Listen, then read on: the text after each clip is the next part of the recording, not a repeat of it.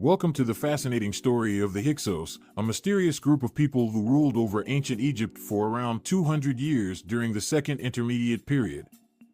Despite their significant impact on Egyptian history, the Hyksos are often overlooked, and their lost technology remains a source of speculation and intrigue. In this video, we will delve into the story of the Hyksos and try to uncover the secrets behind their successful conquest and rule over Egypt. The Hyksos were a group of people who ruled over ancient Egypt for around 215 years during the Second Intermediate Period, between 1650 and 1535 BCE.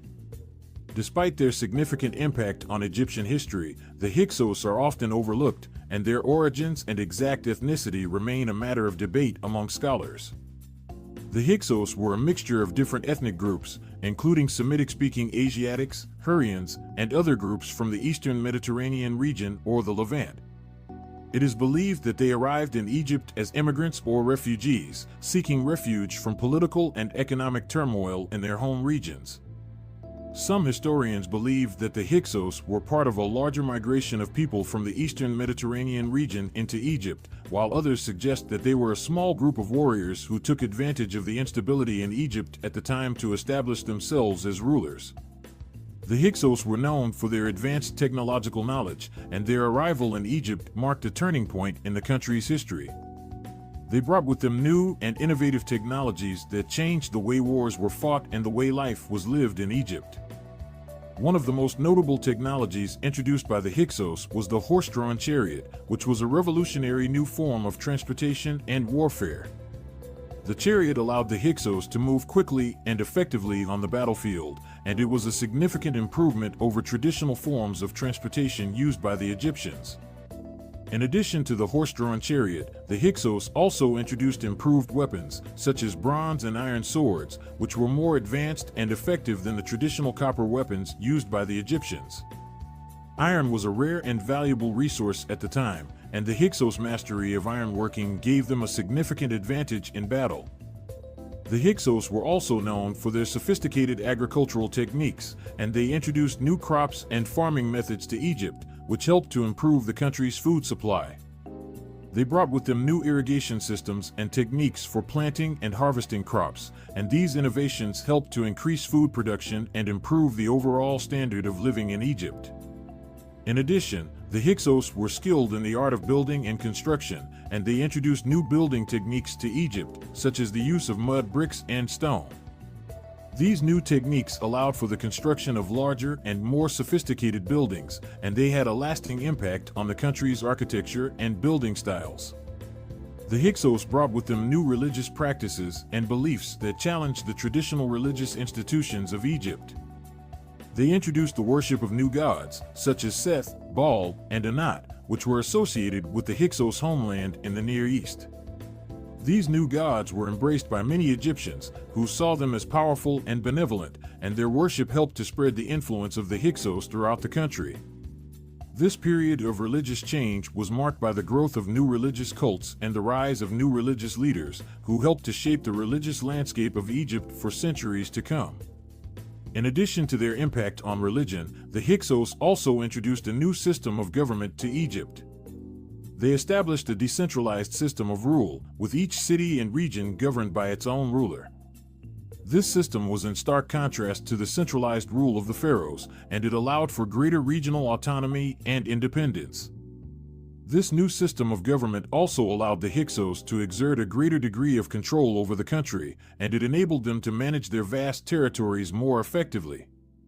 The decentralization of power also helped to diffuse political tensions and reduce the risk of civil war, which was a common occurrence in ancient Egypt.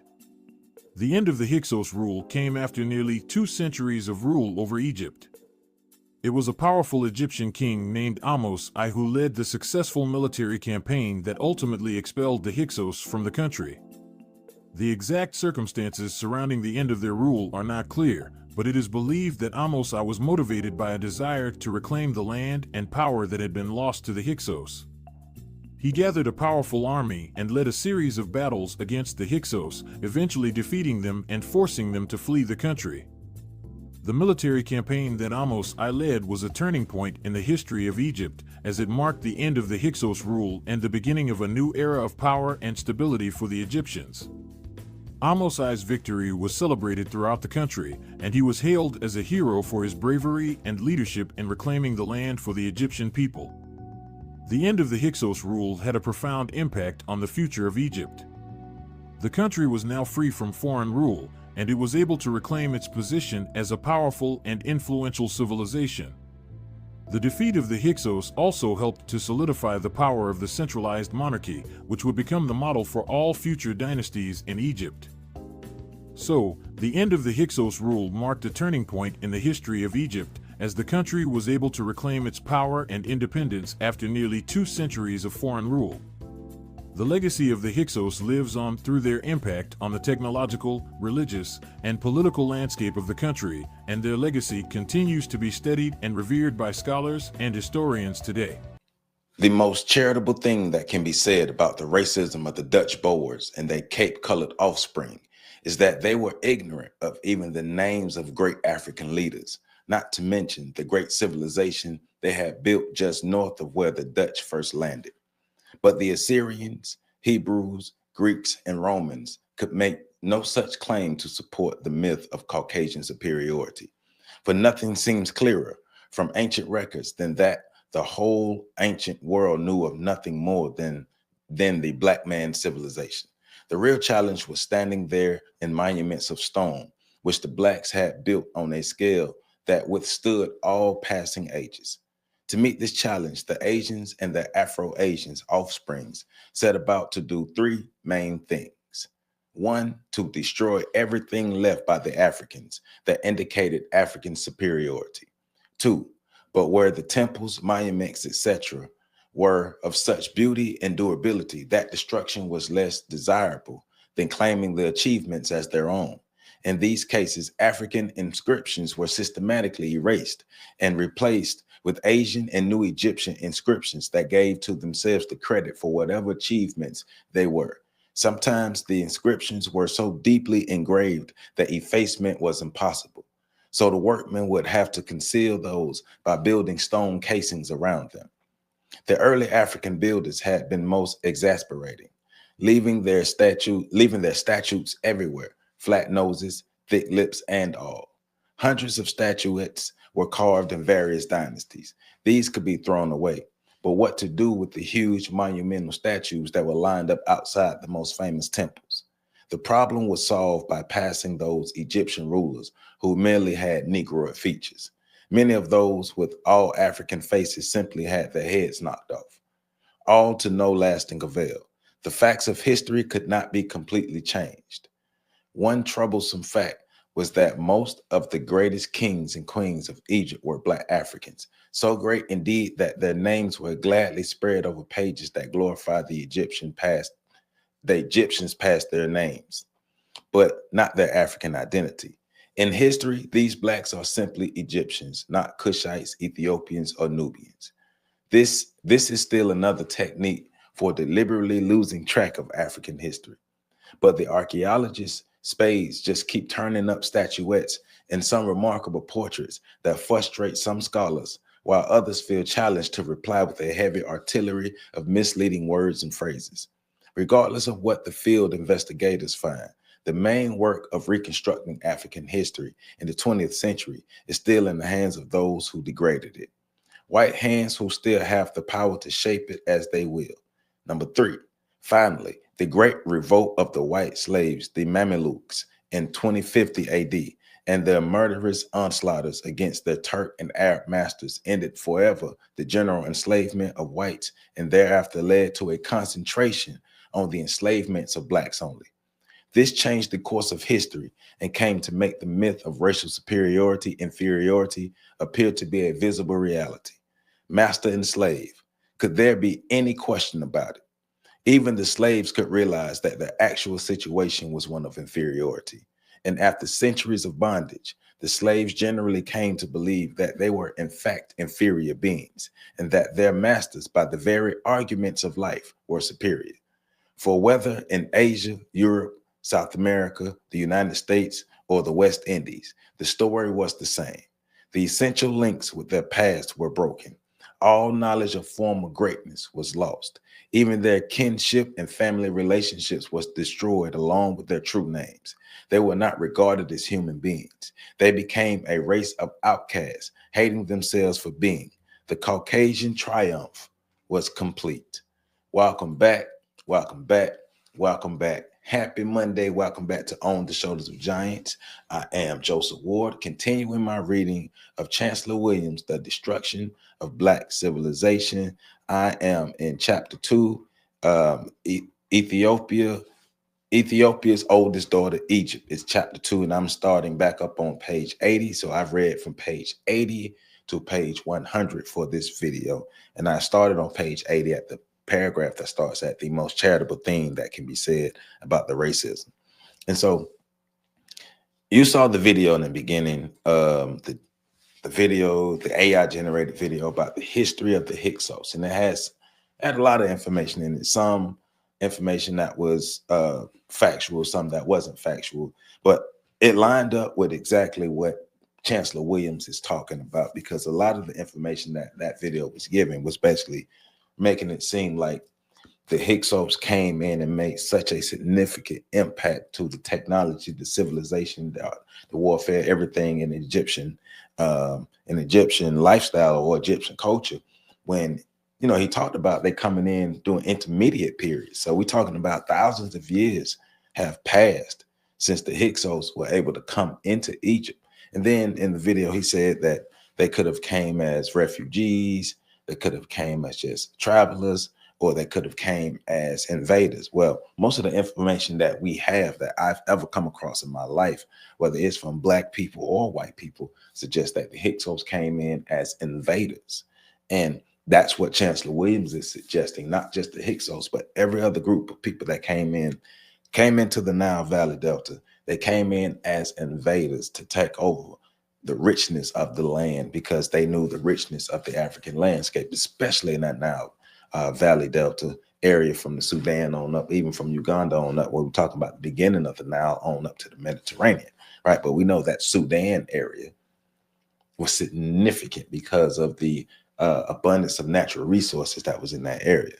But, you know, he's getting at the whitewashing of the Black history, right? The Caucasian triumph. Now, because remember now, the Caucasians come from the East and the Europeans come from the West, all classified as white people. But the Caucasians come from the East. The Asians, the Asiatic people come from the Caucasus Mountains, come from the East, and those Europeans come from the West. We had invasions from both sides. Even those Asians, Indians came in and invaded Egypt. All groups of people came in, and when they came in and they was able to take hold, they were able to implant their culture, implant their story, implant their systems, implant their technology. I would argue if their technology was more advanced than what Egypt had already had. And, you know, they're talking about the Hyksos, and I do have to study that a bit more. I'm not going to try to push back on the claim that the person made about the bronze and the steel. I have to do a little more research on it, because I know iron smelting. I mean, you said the Egyptians were using bronze, and copper. Excuse me. The Egyptians were using copper, and the Hyksos were using bronze and steel. But I know iron and steel and those things, iron and bronze. But I know iron smelting was happening in Africa. So it's a lot to be said, but we're going to dive deep into it. That's why we are reading The Destruction of Black Civilization, because Chancellor Williams is basically going to take us on the journey further into the whitening of Egypt, the whitening of the Delta, the Nile Valley Delta, the whitening of that area, the whitening of the African history, right? And remember, the whitening came from both sides, from the East and the West, came into the African people and was able to take over once they grabbed control.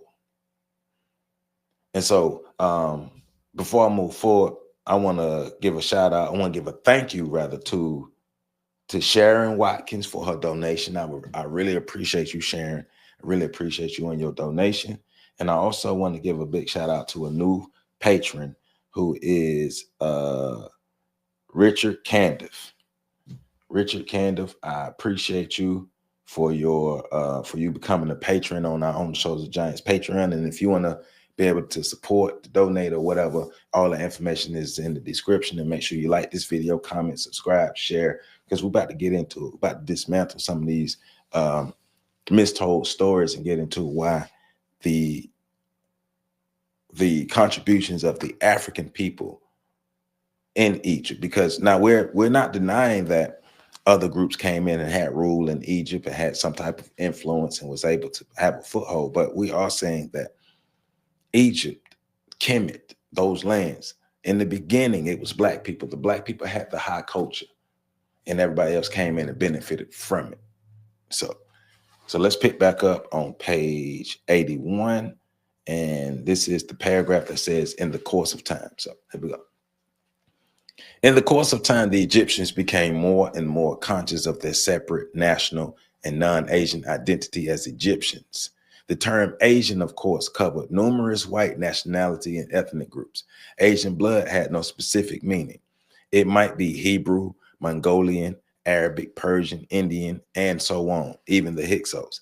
Egyptian nationalism, with its sense of independence, could evolve all the more easily because of this lack of exclusive identity with any other of their kindred nationalities, right? So Egyptian, at this point in time, Egyptian does not necessarily mean black people because of the invasions that came in. So it could mean people with Asian blood, could mean people with European blood, but the term Egyptian had been watered down by this time, and especially with the advancement of the Asians, and we'll get more into that.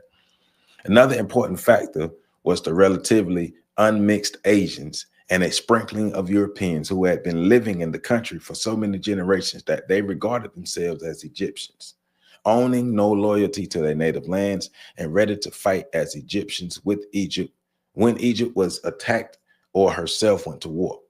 Here again, we see additional reasons why Egyptians felt more Asian than African because of the influence and the influx, right? But these are all long-term tactics. They became even clearer if we keep in mind that during all these centuries of Egyptian evolution to a separate identity and nationhood, relentless warfare with the Africans continued. As long as the Africans seemed resolved to retake Egypt, no pharaoh could rest easy. From the record extending over several thousands of years, it seems that the blacks intended to reconquer Egypt as many had done or fight on forever. They seemed to take their most devastating defeats as mere temporary setbacks and always invaded or attempted to invade Egypt again and again and again. So this is one of the principal reasons the Egyptians hated themselves, hated them so much. And we're talking about the Hyksos, the Asians, was the mass enslavement of Africans as part of a scheme to break the power and end the eternal threat from the now southern land of the blacks. I am, of course, fully aware that the same ancient records may be read and interpreted in such a way that one would think that most of the invasions were one way from Egypt into the all-black countries below the First Cataract, and that indeed the Africans were no match for the mighty Egyptian armies, but generally turned tail and fled. This is, in this and 100 other instances, I simply read the record differently. The great chain of defense fortifications the Egyptians built facing south at the First Cataract were hardly built to prevent themselves from invading the Black Empire. As late as the 12th dynasty, records still refer to wars against the Asian invaders and to defense measures such as building walls on the eastern frontier. They had been expelled en masse from the rich Delta region in 2040 BC, but they always returned if not as conquered warriors, then as peaceful traders or friendly migrants seeking a home. It should also be remembered that the Egyptians was not always the innocent objects of aggression, but was herself often the invading aggressor in Asia. She also enslaved many Asians and marched them back to Egypt, men, women, and children. It can be said with certainty, therefore, that some of the many invasions of Egypt were invited or provoked by Egypt's own imperialistic adventures. Yet they may well have been counter moves to check the constant invasions from these regions. And once again, that's how empires grow. That's how empires spread. They are going to invade others. But the point he talked about the walls facing south, the walls of the cataract facing south, and the argument of the black Cushites, the black Nubians, not necessarily being aggressors, always being on the defense, always being invaded, basically making them look like the weaker ones. But once again, we're being honest about history. We're being honest about history, right? So empires being spread, you have to invade other people's lands, right? Now, that doesn't take away from the origins, from the African origins of the Nile Valley kingdoms, the Nile Valley Delta, the Nile Valley dynasties, from Egypt, from Kemet, from Kush, from Ethiopia, from Aksum, from Tarseti, all of that. It's originally a black land that others came in to benefit off of. And they came in warring factions and was able to take over and have strongholds for a while. We even talk about the Hyksos in the video, talking about the Hyksos being able to have control for over 200 years. And then were expelled. But hey, let's get back into it. This part of the book is Black Egypt turning brown and white. The long stretch of centuries into millenniums made it easy to delete some of the most significant developments in those early ages in Egypt. The emergence of great leaders and long periods of remarkable achievements were followed by weak leaders and long periods of national disorganization and chaos in such amazing cycles that it seems that some relentless socio-political law was operating in the land. Centralized government, first instituted by Menes, always collapsed as civil war spread over the provinces and constituent kingdoms. One of the worst and most fearful periods of crisis was during the 7th, 8th, 9th, and 10th dynasties, which is 2181 BC to 2040 BC. What happened during this period of political anarchy is typical of the unproclaimed process that slowly but steadily changed both the political and ethnic character of Egypt, and in the end, that of the all-Black Sudan as well. During this period, as in many others, the Blacks played a leading role in expediting their own downfall, a fact as important in their history as anything else. In Egypt, it was an almost endless power struggle, both within the royal lineages and on the national and provincial levels and between the various provinces.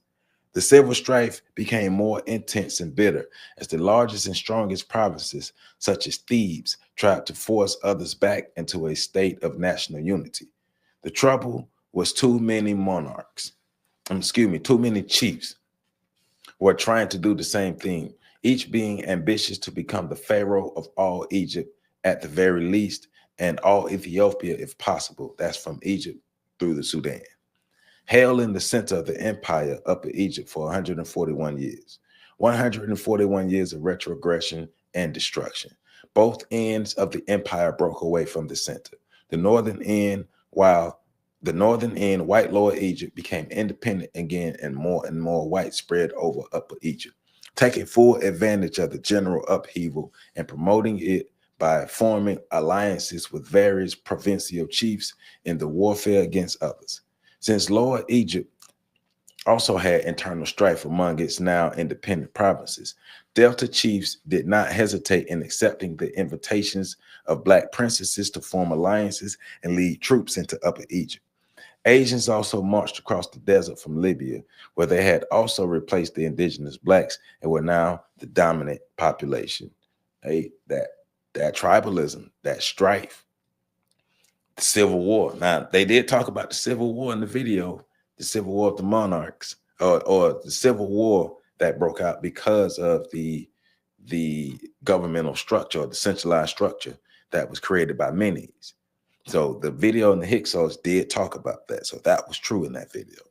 So, but it's also getting into the good and the bad about the rulership of Egypt. All of the black rulers of Egypt wasn't good. And a lot of those black rulers who wasn't good led to strife, led to those intermediate periods, led to invasions, led to Egypt or parts of the Sudan or wherever they were along the Nile. Those leaders were not up to par. The weak leaders led to the invasions. The weak leaders led to intermediate periods. And then strong all black leaders had to come back and reclaim their thrones. The steady transformation of black to brown to white becomes even clearer if it is remembered that after the unification of the two lands, the whites of Lower Egypt had every legal right to travel and settle in black Upper Egypt. And while there was also a general opposition, there had been a steady infiltration from the beginning. They, like their Libyan kinsmen, always came in a manner that never caused immediate alarm. Small numbers spreading out and then gradually forming separate communities next to the African village, town, or city. They became an integral part of the life in the provinces, became the active supporters of the local chiefs, married into their families, and by so doing, in time became legitimate chiefs themselves. The Asian power base was thus firmly established in provinces and established so slowly without fanfare that it appeared to be an imperceptible development. The same changes had been taking place on the national level in some of the royal families. But the biggest change in the racial character of Egypt always occurred during the crisis periods of political decentralization and civil disorder, when the whites came in hordes and spread over the country. The already established Asian community served as magnets, but the overflow of settlers caused the building of numerous new communities. They could now move in unchallenged. They came in not only from the Delta and Libya, but from Asia also. They were not military invasions, but invading settlers. They were like John the Baptist, the forerunners. They prepared the way and made it easy for all the invading armies that came from Asia and Europe. These could now count on cooperation and welcome from the white population already in Egypt. Like I said earlier, it's never about coming in peace and the end. You may have some individuals who subscribe to that, who may come in peace and may not have imperialism on their mind. But as the whole, whenever you have invaders, other people coming in, they may come in peace, but they're going to leave with everything you got. So what we're learning from this is you can't really trust other groups of people en masse, especially if you have what they want. Now, if you don't have what they want, then you can't trust them from the standpoint of all these groups will oppress you if given the opportunity. On the front end, all these groups will invade you to oppress you if they can. And on the other end, all these groups will continue to oppress you if they can, depending on your power, depending on where we are, depending on how we're constructed, right? So as of right now, we are a powerless people. And we are using this information to help us move forward and create a better now, to create a better now and a better tomorrow, right? So what we're learning is we have a history of turning on ourselves. And we have a history of trusting others who have a history of turning on ourselves, while having a history of not trusting ourselves, but trusting others who turn on us. Even though we turn on ourselves and others turn on us, we trust them more than we trust ourselves. A century and a half of this, a pause and reflection are required here if the full significance of what has been set forth above is to be grasped. Yet the picture need to be as confusing as many writers have made it by the simple expedient of omitting silent facts. Among these are the following.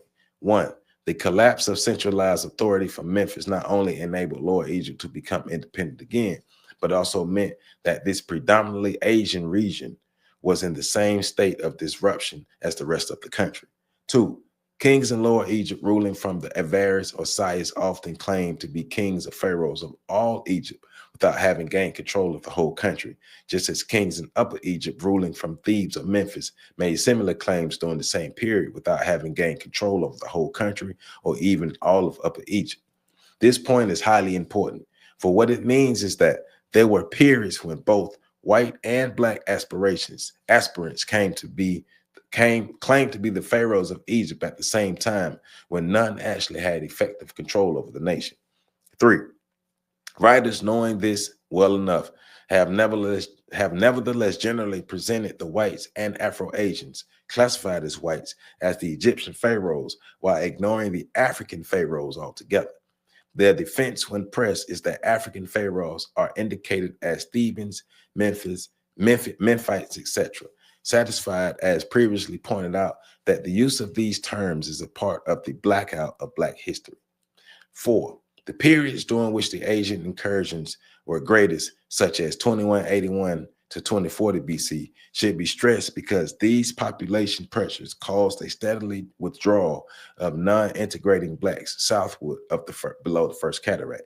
And number 5, to overlook this early separatist movement among the Blacks is to neglect one of the most important keys to the fuller understanding of Black Egyptian history. Because he's talking about, because of the invasions, more Black people moved to the south.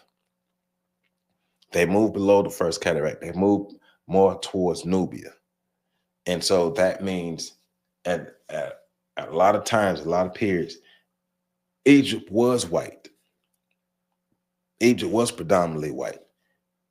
The dominant culture in Egypt was white at certain times, intermediate periods. But that does not mean that Egypt, the founders of the Nile Valley culture, that the founders of Egypt, the founders of Ethiopia, the founders of Kush, they were not whites, they were not Asians, they were African people, and the African people were replaced at times and eventually overall replaced.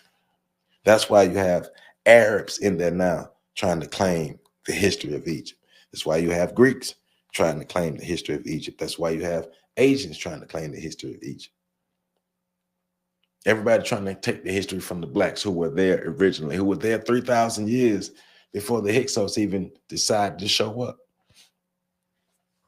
But just as the Blacks had withdrawn in large numbers from Lower Egypt, as it became more and more white and began to settle beyond what became the border between Lower and Upper Egypt, so now they had been moving from place to place in Upper Egypt in a futile effect to escape from the ever-pressing whites.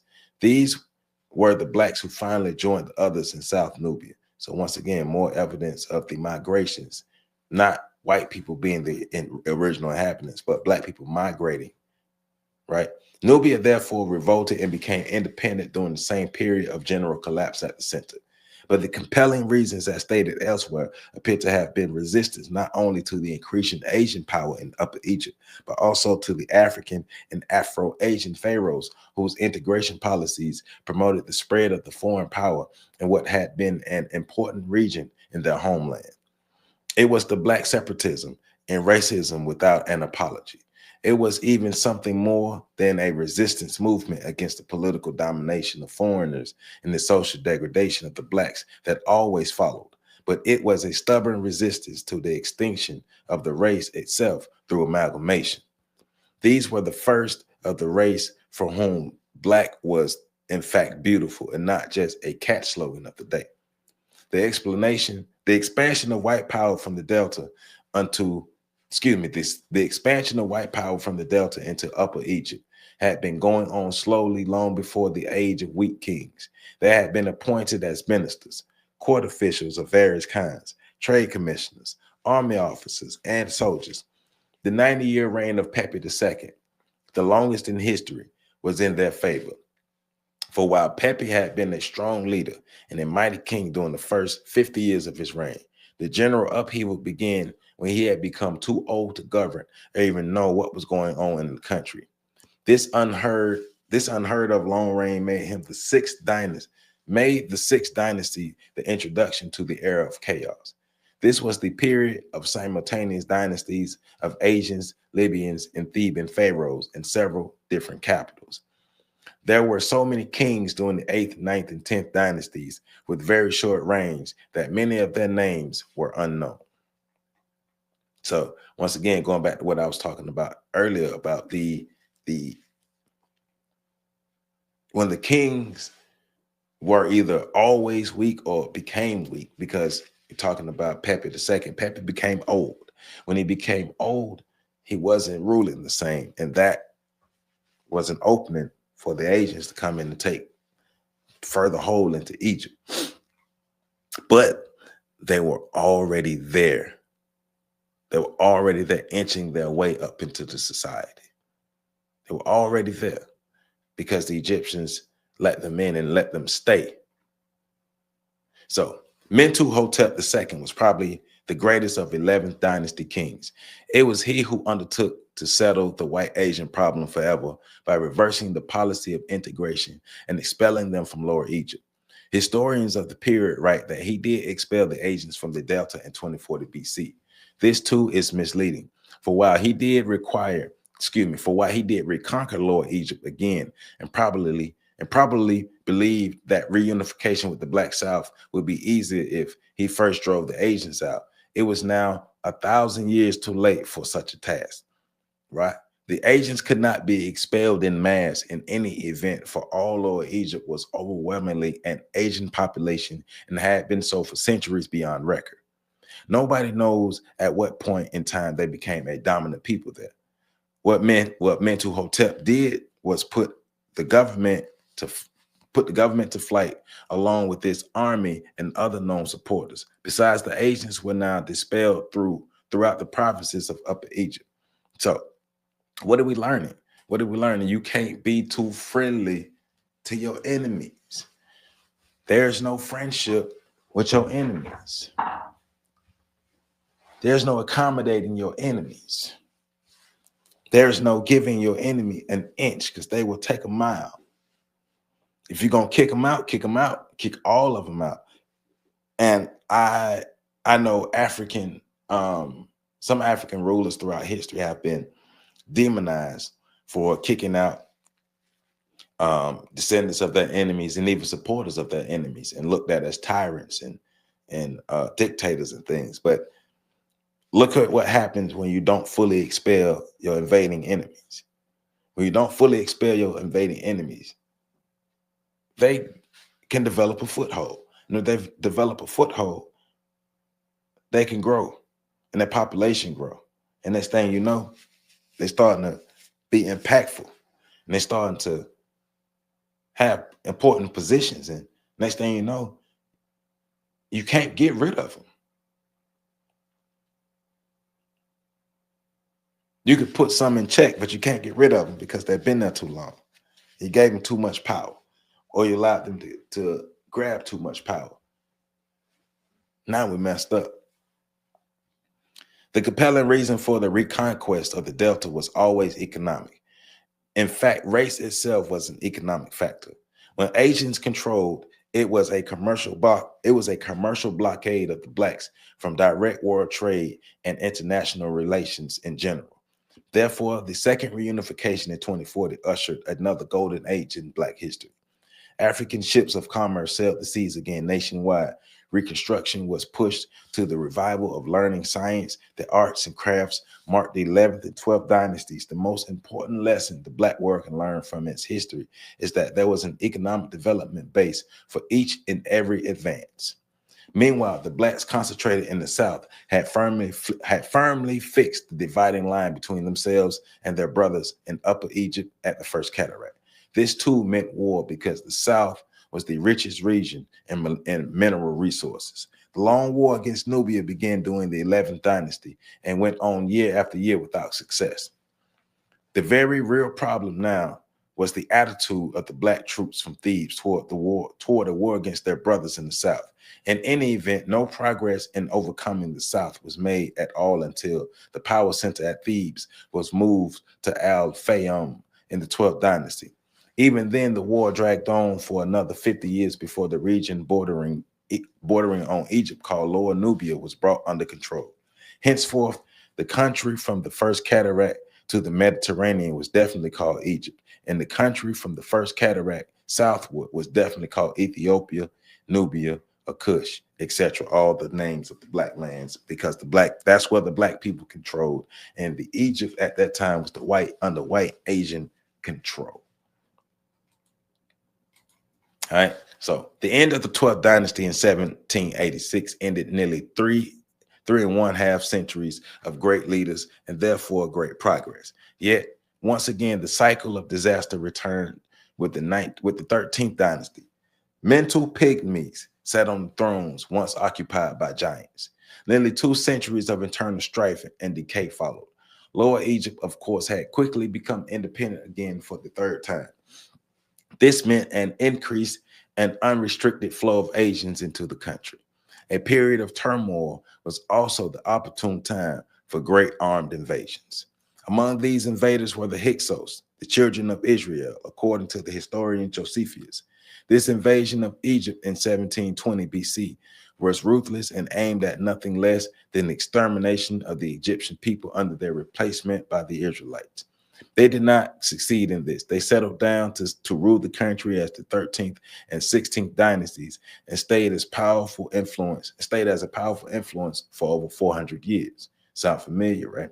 The important point here is that Semites poured into Egypt following its conquest by fellow tribesmen, and that this is still further advanced the Asiatic character of the Egyptians. And going back to what the video was saying at the beginning, Hyksos power was broken during the 18th dynasty, and many were expelled in mass. They returned to Palestine and founded Jerusalem. Meanwhile, Egypt was developing into the new empire, and during the same dynasty in which the Hyksos had been expelled, she struck back by conquering the Hyksos homeland in Syria and extending conquest to the Euphrates. It should be noted that the greatest Hebrew invasion of Egypt occurred about 600 years before Moses and the captivity. I'll read that again. It should be noted that the greatest Hebrew invasion of Egypt occurred about 600 years before Moses and the captivity. All right? Because now we're talking about history. The discovery that the earliest civilization and therefore the most advanced nation were in Africa led white scholars to do a quick turnabout, going far beyond transforming the indigenous people into whites. They now made Africa the birthplace of the entire human race, and to please God, rushed back to Noah's sons again for a theory of racial origins and dispersions, but now from Asia over the earth. Western scholars, in the absence of solid facts, do not hesitate to use myths and legends if these serve their purpose. So in addition to the legend of how the different races came to be and migrated, we also have quoted the Egyptian legend of how the god Tum assigned colors to the various groups. Sir Gardner Wilkinson, in his 3 volumes of Ancient Egypt, follows the same well-known line about Egyptians as Caucasians. In this, he is quite in the step with the most Western and Asian writers on the subject. Indeed, in addition to the evidence cited above, he relies also on Caucasian features in certain Egyptian monuments, portraits, and etc. The head carvings, pictures, and other representations of people are quite true, depending on the period in which the work was done. Was it done during the long era of classical representations when all portraits were of a standardized form? The subject was idealized in an artistic attempt to make him look quite different than he actually was. In fact, a true representation of the individual was considered vulgar. The complementary question is, were all the wall paintings and similar depictions done during the periods of Caucasian ascendancy from the Asians and Afro-Asians? For during these periods, both African and Afro-Asian ruling and upper classes were classed as Asians or Caucasians, and a sharp distinction was made between themselves and the non-integrating blacks. The stylized paintings also show the blacks in the same unvarying patterns. The first known revolt against this ancient system of classical art came during the Ignatians. I'm saying this wrong, but the Ignatians religions reforms in the 15th century BC. Anyone examining these early paintings would readily see why African history is so confused and often misleading. One example is the wall painting in a tomb at Thebes, the oldest city of the blacks. The picture shows Negroes presenting tribute to the chief minister of Tutmosis III. If one did not know that all the Tutmoses were of an African lineage, he would naturally conclude that Egyptian civilization was in fact a Caucasian civilization, and the blacks, where they appear on the scene at all, where they appear on the scene at all, were in a distinctly inferior role. Were not the paintings conclusive evidence of this? Look at their scanty, almost barbarous attire, right? So they're taking Egyptian or taking indigenous black art and putting their own interpretations on it without the historical context and making it seem like Black Egypt never existed. But remember, this book is the destruction of Black civilization. So they were able to do that because we allowed them in. Our ancestors allowed them in. The Africans allowed them in. The Nubians, the Ethiopians, the Egyptians, all of those people on the Nile Delta, they allowed the Asians in. They allowed the Europeans in. They allowed them to stay. They allowed them to build within the community. They allowed to be integrated and assimilate within the communities. And then they became dominant cultures. They came in as opposition, stayed as benevolent, but then came opposition again. What are we learning from our readings? We also are learning that we've been fighting each other for a while. We talked about the blacks the Afro-Asians, or even some of the other indigenous African people who sided with the Asians and were cool to go to war against their own kinsmen. So African people are regular human beings like everybody else, right? And our history shows it. Our history shows that the tribalism, the strife that African people still have today has existed for a long time, for thousands and thousands and thousands of years, since the beginning of these civilizations. In order for these empires to thrive, in order for these empires to exist, in order for these empires to grow, Black people had to have strife with other Black people. Empires rose, empires fell. Wars happened. Some Black people conquered other Black people. But all of those things left us vulnerable to the invaders. And then within our own strife amongst each other, we tried to build an alliance with the invaders, and the invaders showed us why they were the invaders. We have what they want: the riches, the minerals, the people, the resources, from the resources in the land to the resources in the people. We have what they want. We have the prize, and everybody wants to be on top, and everybody wants the prize. That's why Egypt and the Nile Valley was the jewel, and still is the jewel of the world. The city of 100 gates. References have been made to Thebes, and it may have seemed to be almost passing references. Yet Thebes was the most important single city in the entire history of the Black people. The whole series of lectures could be properly based on Thebes. The history of Black Africa might well begin at Thebes, for this was truly the eternal city of the Blacks that represented the most compelling evidence that they were the builders of the earliest civilization in Kim, later called Egypt, as well as the great civilization in the South. The foundation of Thebes, like the Black state on which it was the center, the foundation of Thebes, like the Black state of which it was the center, goes as far back in prehistory that not even a general Stone Age period can be suggested. This city is another example of what was meant when I suggested earlier that research workers could not shun the enemy authorities because they themselves inevitably present factual data that contravene positions previously taken.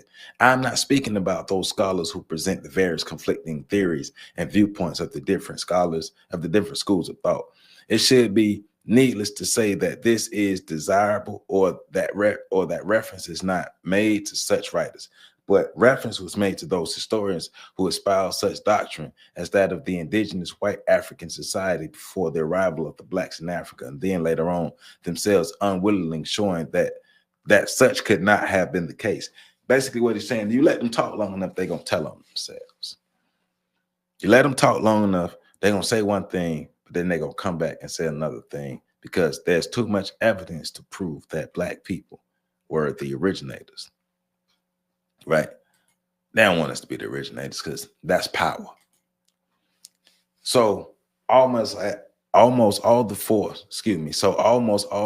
by the evidence to concede in one place or another, and often in very guarded or ambiguous language, that one, the blacks were also called Thebans, because two, all Upper Egypt was for centuries called the Thebaid after the greatest city, Thebes, and its people, the Black Thebans. Three, that the Thebaid also referred to the city itself as the intellectual center of Black Africa, the chief seat of learning, of science, religion, engineering, and the arts. Thebaid, therefore, could mean the whole of Black Egypt or the university city, depending on the inflection of the voice. Four, that the Asian whites were held rather firmly in the Delta region they occupied in Lower Egypt until the unification of the two lands under Menes.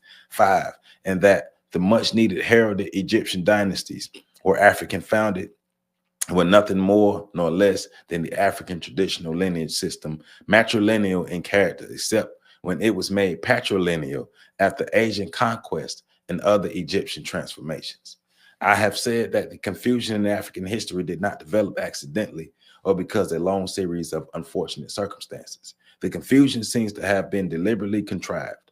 All specialists on ancient Egypt whose works have examined were quite familiar with all the facts presented here. I present nothing here that could not be new to them. For much of it is their own findings. Consider how much confusion and misinterpretations would have been avoided if they have stated the well-established fact that the Ethiopian Empire still included most of Egypt, even after the Asian occupation of the Delta, that it extended southward over northern Abyssinia, which is present-day Ethiopia, and that states which as Wawat, Nubia, Kush, etc., were like Egypt, lesser divisions of the vast empire.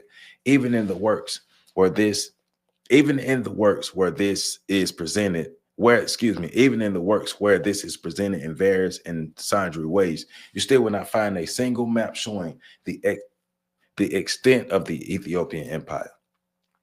To present maps of ancient Ethiopia, of course, would have defeated all major efforts to destroy or disguise the most significant aspects of African history.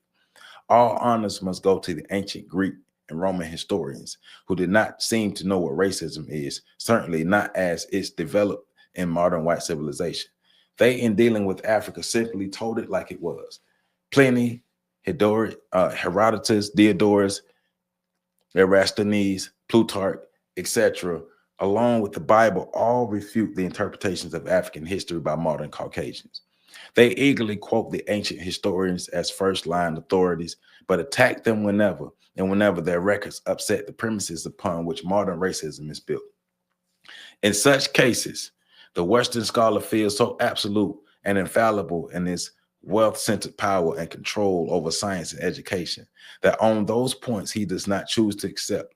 He will dismiss the father of history, where here Herodotus must be read with caution. He is known to have made errors. He did not travel very much in Africa, or it is very likely that Diodorus was relying on oral tradition here, or they may have confused the Greek Ethiopia, which means the black land, with Kim, Egypt, which also means the black land.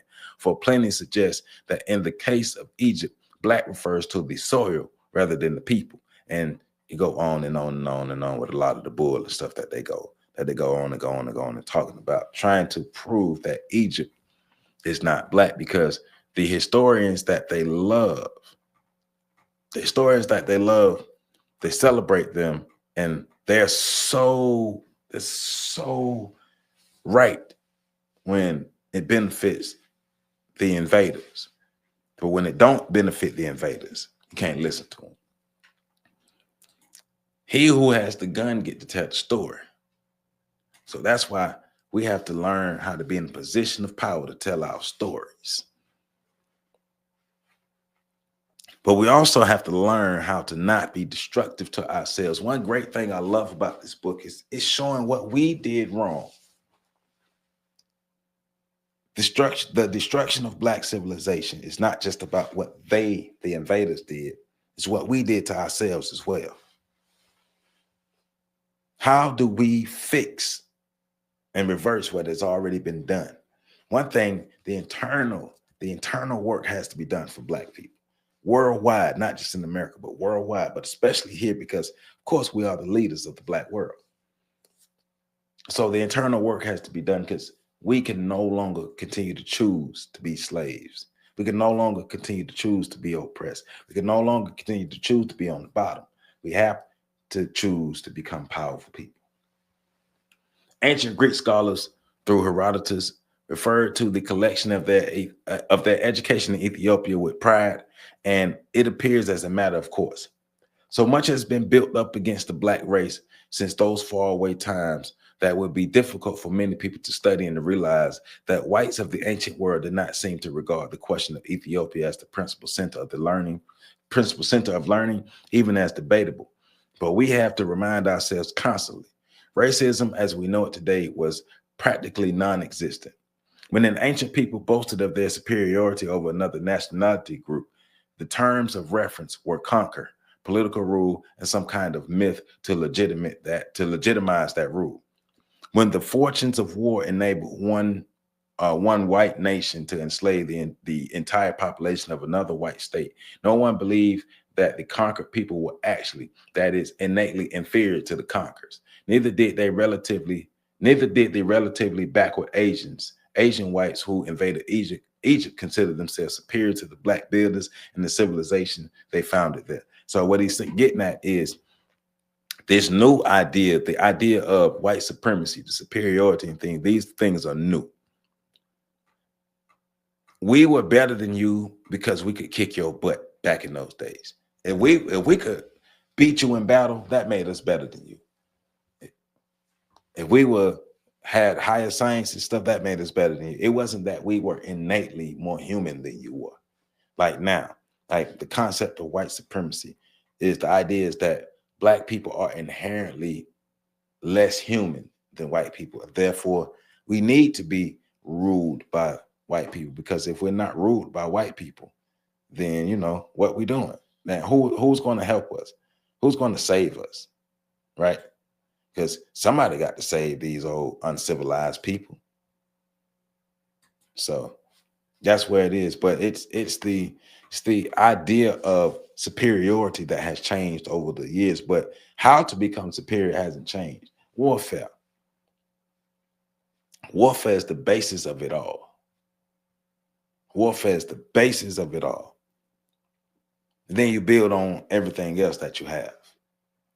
Now, we are not in the position to go to war because we're not even in the position to unite. That's why we read this book. That's why we're reading this book. That's why we're reading, so we can understand what happened, because I think Chancellor Williams is giving us great information on what really happened to Black people. So that was pages 80 to 100. And we're going to pick up next week on chapter 3, the rise, Egypt, the rise and fall of Black civilization. And let me see how many pages this is real quick while I still got you in. And thank you to everybody who continued to support On the Shoulders of Giants. Thank you for all the views, for the comments, for the likes, for the shares. My channel is continuing to grow, and I appreciate it. Thank you for everybody who's pouring into what we're doing, not just on this YouTube channel, but in the community, in our Black History School. And just, I appreciate everything that everybody is doing. So, okay, so that's from pages. All right, so we're going to knock out that chapter, because that's from pages 100 to 124. So Egypt, the rise and fall. Hold on, let me go back to the top of it so I can give you the real.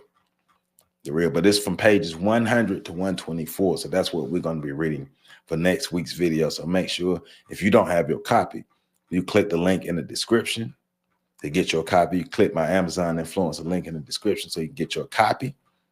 And you can get caught up on the reading, so it could be all on the same page at the same time. But chapter 3, Egypt, the rise and fall of Black civilization. Amen. I love you all, and make sure y'all catch the next video coming up.